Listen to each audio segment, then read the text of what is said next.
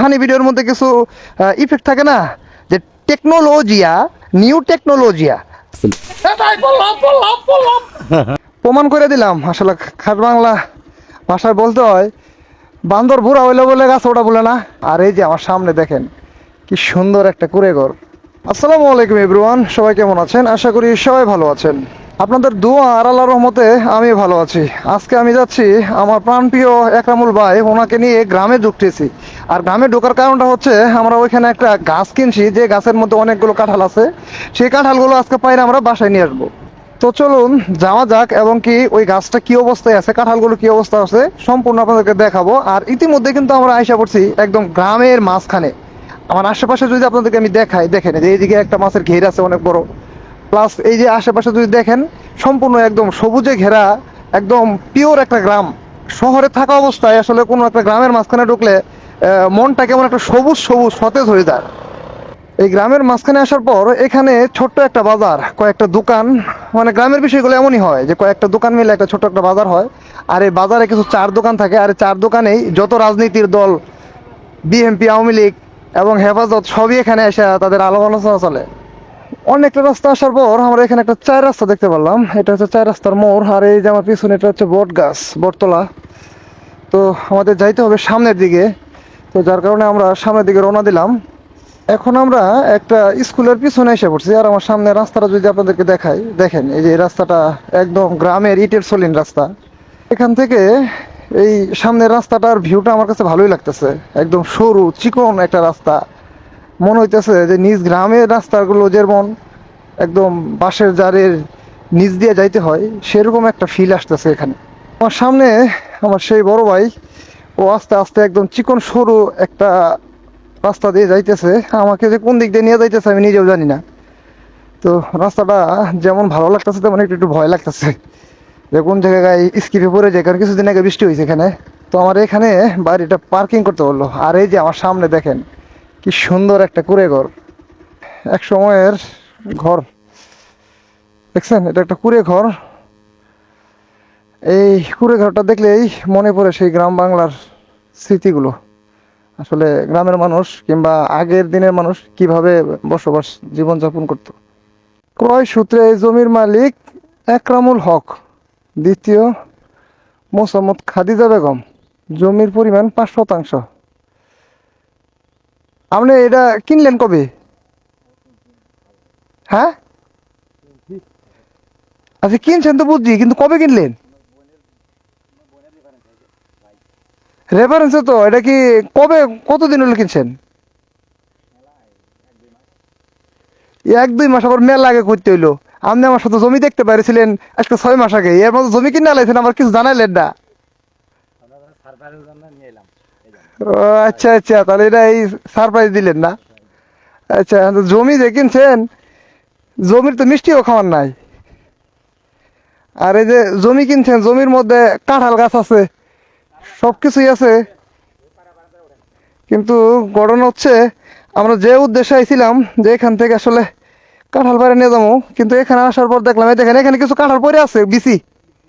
মানে এখান থেকে আপনার কিছু কাঁঠাল ওই পাকছিল, কাকে খাইছে। হ্যাঁ, কাকে খাওয়ার পরে কাকে কিছু ফালাইছে, কেমনে এমনি পড়ে গেছে। আবার দেখা যায় কিছু এই যে এখান থেকে যেগুলো বোটাইছে, এগুলো কিছু কিছু লোক আছে, মানে এখানকার এলাকার কিছু লোক আছে, এরাও কিছু বাইরে নিয়ে গেছে।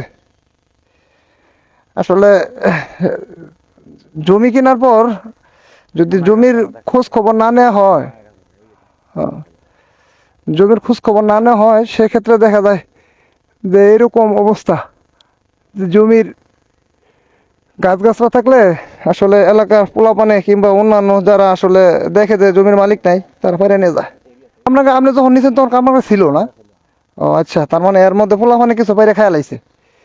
কিছু করার নেই আসলে, জায়গার জায়গায় যদি আসলে নিজে না থাকা হয় সেক্ষেত্রে এরকমই হয়। জমিটা কিনছে, তার সাইডে একটা বিল আছে, মূলত মাছের বিল বলা চলে। আর আমার হাতের বাম পাশে এটা একটা মাছের ক্ষীর, এখানে মাছ চাষ করা হয়। আর সামনে যদি দেখায় আপনাদেরকে, দেখেন এক সারিতে কতগুলো তাল গাছ।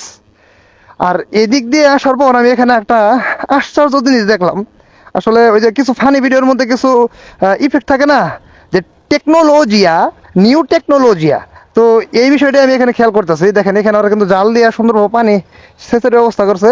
ওরা মন চাইলে এখানে সুইচ গেটের মতো পানি ছাড়তেও পারে, কোনো সমস্যা নাই, যে এখান থেকে পানি ছাড়া যায়। প্লাস এই যে দুইটা পাইপ, এই দুইটা পাইপ দিয়ে কিন্তু পানি নামতেছে, ঠিক আছে। এদিক দিয়েও পানিটা ট্রান্সফার করা যায়, মানে মন চাইলে পানি এখান থেকে সরিয়ে ফেলা যায়, আবার মন চাইলে পানি ঢোকানো যায়। সুন্দর একটা সিস্টেম, মানে খরচ কম। তা না হলে এই পোড়া মাছের ঘেরেটার মধ্যে যদি আসলে পানি দেওয়ার জন্য বিদ্যুৎ কিংবা তেলের ব্যবহার করা হয়, সেক্ষেত্রে মোটামুটি অনেক টাকার এখানে একটা খরচের ব্যাপার। আর এই টেকনোলজিটার মাধ্যমে যে আসলে এখানে অল্প মাধ্যমে প্রাকৃতিকভাবে পানি ঢুকতেছে এবং পানি বের হইতেছে। মন চাইলে পানি বাড়ানো যাইতেছে, মন চাইলে পানি কমানো যাইতেছে। সেটা শুধুমাত্র বর্ষা সিজনে পানি ঢুকবে এবং বর্ষা শেষ, আমার এখন সেচার সময়, মাছ ধরার সময়, সেই সময় এটা আমি বের করে দেবো পানিটা। আর সামনের দৃশ্যটাও দেখতে অনেক সুন্দর লাগতেছে। বড় ভাই সে এখন কাঁঠাল গাছে উঠতেছে। সেই ছোটবেলার কথা মনে পড়ে গেল। আমাদের গাছে কাঁঠাল মাত্র আছে আর একটা, সব কাঁঠাল পেরে নিয়ে গেছে। ভাই আমার কিন্তু খুব রিস্ক লাগতেছে। আরে আল্লাহ নাম নিয়ে ওঠেন, নরম মাটি রে, পড়লে কিছু হবো না। মানে আমি বললে কিছু হবে না। হ্যাঁ হ্যাঁ, অনেক কাঁঠাল ধরছিল। ভাই বললাম ভাই। হ্যাঁ ভাই এই যে তাই? দেখ, অবশেষে আমরা এই কাঁঠাল পাইছি না, ভাগে একটা, মানে জমি কেনার পর একটা ভাগে পাইছেন। আমি নিয়ে গেছি এর আগে অনেক। তাই না? ও আচ্ছা, তার মানে আপনি এর আগেও নিয়ে যা খাইছেন।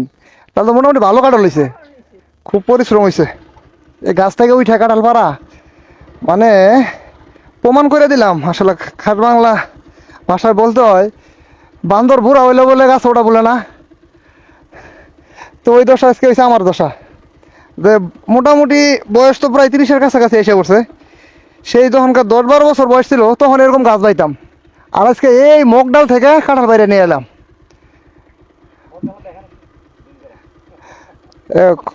প্রমাণ প্রমাণ করে দিলাম, বান্দর বুড়া হইলেও গাছ গাছ ওটা বলে না।